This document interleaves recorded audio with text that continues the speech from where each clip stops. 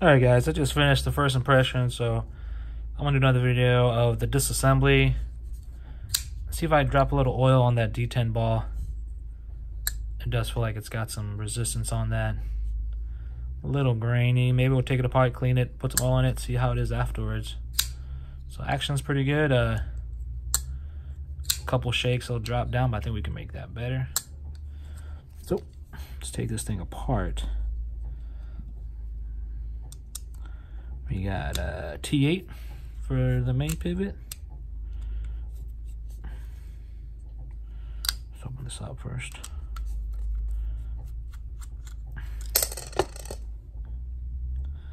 Looks pretty good. Good surface finish on it, not bad. And then we'll get the little screws. We'll take the clip off first, I suppose. Completely knock it down.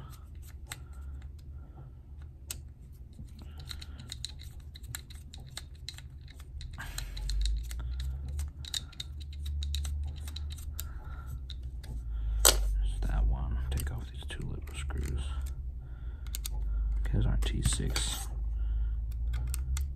That's nice. So even these small ones are T8s. It's just got a really thin wall around it. Oh, that one almost flew off the dang tool. So that's good. I really don't like using T6 on the handles. Take a look at this. A little bit of oil on it from shipping and stuff. Of course, the relief for the lock bar. And good. Oh shit. Not too shabby. Here's the nice looking blue right here. Let me get some shop racks real quick. Wipe some of this off.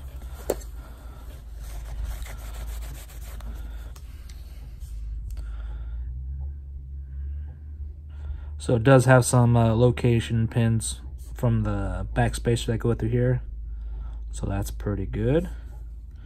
Now we're gonna try to pry this off of here. Try to pry it off. It's on there pretty good. There we go. So there's a still. I just realized it's still. So I don't know what they're using. Some type of plating. Because obviously you can't anodize it, so I don't know what they're doing. Oh, look at that. So it looks like they're carbidizing the lock interface right here. It looks like it is. Or is that just a straight finish from the water jet or whatever they're doing? It's hard to get a shot of here because I don't want to focus on it. No. No.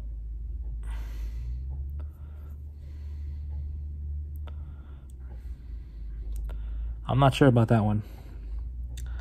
Looks like looks ceramic. It's really dark. I'm guessing ceramic D10 ball. So nice little couple surprises there. Come straight to what's left of it. Backspacers, just G10. Good fit on the pins. Pretty decent fit. Not bad. So here we get to the bearings. And this is where you can start seeing where the budget comes in. Using standard steel, which isn't bad. You know, ZT still uses steel ball bearings. This actually looks pretty similar to ZT's bearings right here. Let's run it with this, the other blade. Pivot fits good through there. It's not loose and sloppy. And there you go. You got your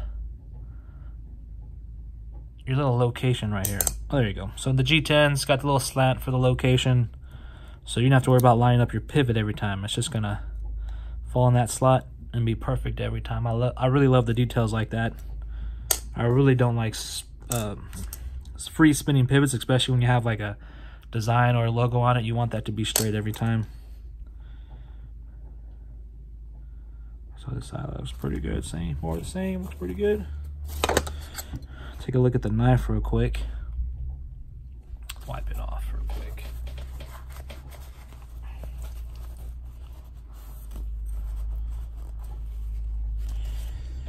Let's see what we got here. Okay, look, there is a little bit.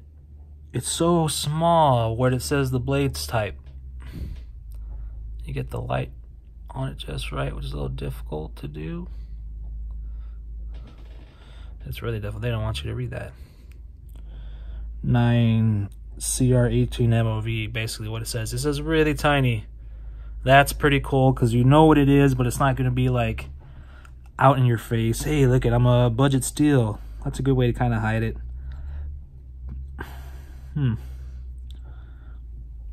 So I said before, the jimping is really good. I mean, if you're going to put jimping on it, make it good. I hate when there's jimping on it and it's just slippery as a flat, smooth surface. There's no point, but this, you get some grip on it. That's fantastic. It's not going to kill your finger like a PM2, which is basically a saw. This is just going to give you a nice grip. So, relatively thin, kind of what you expect. Raw finish, cut of it. It's got a radius to interlock. Good jimping here, but everything, it's great. This is great for a budget knife. So even if it was full price, I think full price is $47 or so. I don't think that's bad at all what you're getting. The grind, everything's really good.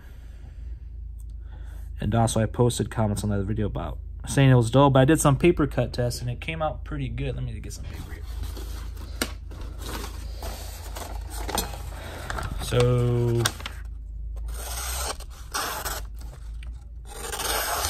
it's pretty good for paper. The paper cut test, it definitely passes that. It's not as sharp as I keep my knives, but you know, for coming from the factory like that, actually that's pretty decent. But taking it apart, everything was pretty dry. There wasn't a lot of oil in here, so hopefully that'll fix it. So let me grab my oil. I keep right here. I keep right here somewhere. Somewhere I keep my oil.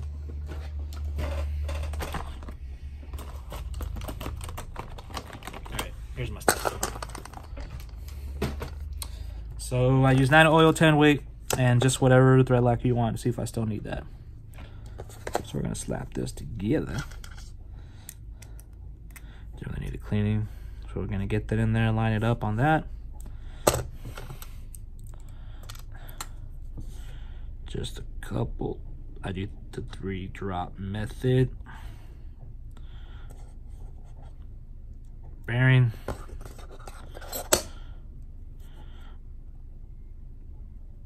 Yeah, that's actually kind of dirty now I'm looking at it. Let me clean that up real quick. Inside the groove I see some dirt. So I use these, just wooden. I don't know exactly what they're used for. Cleaning stuff off, it's not your ears. I use this method just to get it on the Q-tip, a little bit of Windex or whatever you want to use. And let me get in here. That reminds me of back when Shabazz was doing his videos a while ago. He used to use Simple Green a lot. And I posted on his videos, hey, if you just put it on there and wipe it off, you leave residues, and then you put oil on top of that, oil's going to get broken down by that Simple Green. You know, it's a degreaser. So ever since then, he started using alcohol, I believe, which is great. I think that's what I recommended. But there you go. These look much cleaner now. All the dirt's out of it. Pretty decent. It looks kind of rough, the finish in there. Maybe that's why it's not smooth. Yeah, it's a little rough in there. So once this breaks in, it's actually going to be smoother. So, all right. Continue with the assembly. I got a couple drops already coming out of here. It's kind of too big. Wipe that off on something.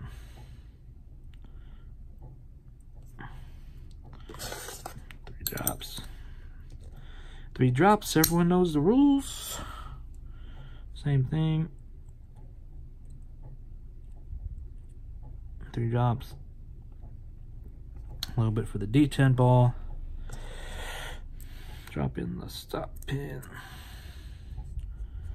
which is just a straight stop pin. Throw in the top bearing.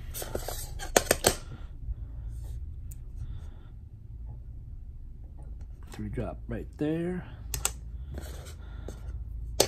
Oh, don't forget the backspacer deal.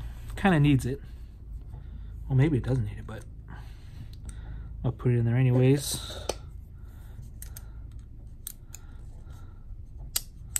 Get all that lined up. All right, open the blade. Hold it down. Get the scale up on here, and bam, there we go.